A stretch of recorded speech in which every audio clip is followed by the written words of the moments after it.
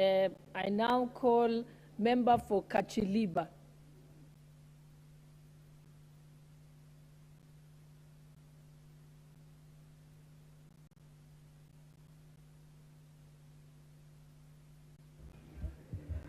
Thank you.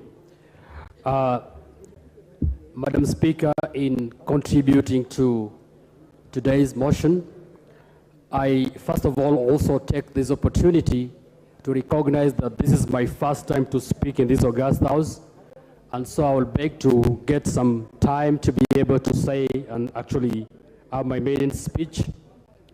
But above all, Madam Speaker, I want to thank the Almighty God for having allowed me the opportunity to serve the people of Kacheliba. At the same time, Madam Speaker, I want to congratulate you for having been elected as the Deputy Speaker of this House. I actually know, I have worked with you before, I actually know the capacities that you have. I'm sure you are able to perform above and beyond the expectation of this House based on our previous engagement. I've also watched you when you worked in the judiciary, and you did us proud. So, Madam Speaker, I also want to take this opportunity, this particular time, to thank the people of Kacheliba. These are the people that brought me to this august house.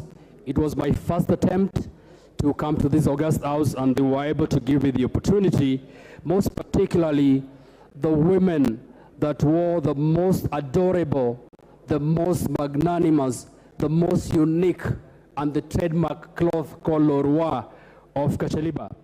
You actually need to see this clothing for you to appreciate the kind of women that actually voted for me. So I want to thank them most obviously for giving me the opportunity and trusting in my capabilities to be able to represent their issues in this house. I also want to thank most particularly the Chama or the party that I came with, the Kenya Union Party, that gave me the ticket to be able to actually vie and be a member of this august house. Thank you so much, the people of Kacheliba. Thank you so much, the youth and those that believe in the capacity of myself and those that will continue to believe in my capacity. I also want to thank my predecessor of Kacheliba constituency. I want to promise that it was a political duel, it was not an enmity, and the people had trust in me, and that I'm able to continue with the work that you did, and I wish you well in your endeavors. So, Mheshimiwa Mark Lomunokol, the one that I dethroned, I want to wish you well. Lastly, Madam Speaker, today we are here to be able to contribute to the motion of the committees that are actually going to vet the cabinet secretaries. And I want to appreciate the fact that we are given the task to discuss about this committee and also to give these committees our mind. I strongly believe that the Constitution is clear and the President has followed the Constitution when he appointed 7 out of the 21 women. Personally, I know vetting can throw and dethrone some of these women. I want to ask this House to consider more specifically the fact that when the women that are actually appointed or nominated by the President are actually brought in for vetting, these committees need to be very, very human in understanding them. This is the reason. They are only 7 out of 21. If one of them is vetted out, it basically means that we are not going to get the 1/3 gender rule that we've actually always looked for. So I think the President never allowed us to get an extra 1 or 2 more nominees beyond 7 for women, and basically meaning we need to have trust and faith in them. And so that is one of the asking. The other asking that I will ask the team that is going to vet the cabinet secretaries is to consider very critically those cabinet secretaries that are going to follow the standing orders that is going to be changed in the floor of this House. The standing orders in the floor of this House, the President asked that we need to change it so that the cabinet secretaries can be able to directly come to Parliament and be able to answer to questions. It is very easy for us to say that we are going to change the standing orders and the cabinet secretaries are coming here. But I know the practice will be immediately they are sitting and they actually grow horns like the leader of majority said, they will be sending their representatives. I want this House to not only consider the characters of the persons, but also to look at the persons and know the kind of persons that they are going to vet into this House. I actually have sat in the executive sometimes, and I know it is very easy for a cabinet secretary to travel abroad and be able to send representatives.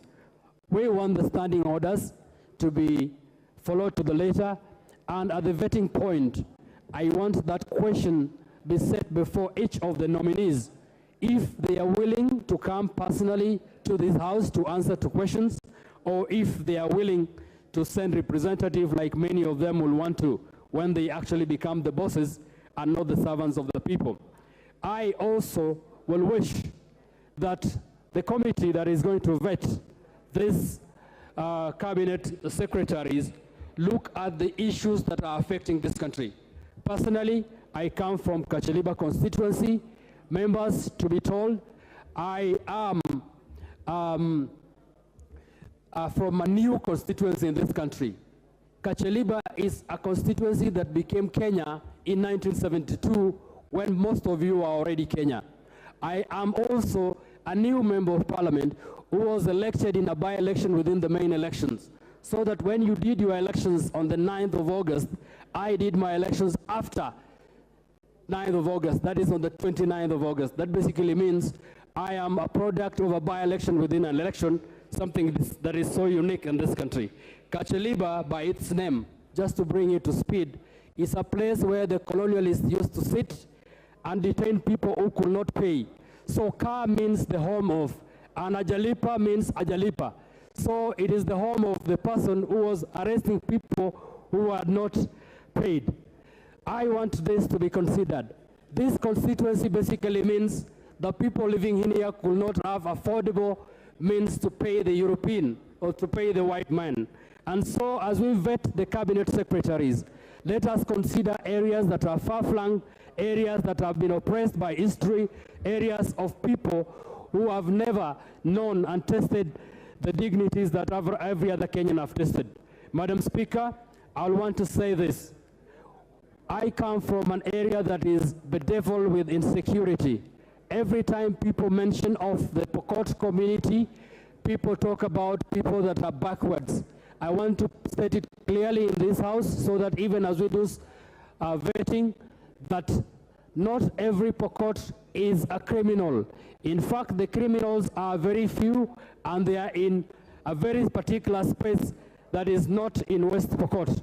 I want this to be considered. The person that will take in the security docket, the internal security docket, will be a person that needs to consider how to handle issues of insecurity differently. From Kenyatta government, Moi government, Kibaki government, the Kenyatta Junior government, insecurity issues of the Kerio Valley has been treated with a lot of disdain. We've actually seen security person going in after insecurity incidences, and what they can only do is to earn a per diem that is in millions of shillings, that these monies could have been used to change the socioeconomic situation of this place, Madam Speaker. And so when we are looking at the cabinet secretary that will deal with internal security, I want the team to look at a person that will come with innovative way of dealing with the issues of insecurity, Madam Speaker. Because if we continue doing it the way we've done it before, then we are not going to change the situation. We will be speaking about insecurity in these regions for a long time. And I want, Madam Speaker, to say, because I will not sit in this vetting committee, I will want to ask every member that represents us in this vetting committee to ask the cabinet secretary nominee to know that situations need to be taken differently. Otherwise, Madam Speaker, I want to thank you so much. I will repeat again, your capacities and capabilities are beyond what I know, and I know you're going to surprise this House. Thank you so much, this House, for listening to me in the first speech, and thank you so much, the people of Kacheliba, for having the faith of giving me this opportunity to speak on your behalf in this House. Thank you. Thank you for your kind words, member for Kacheliba. I now call upon member for Kisumu Central.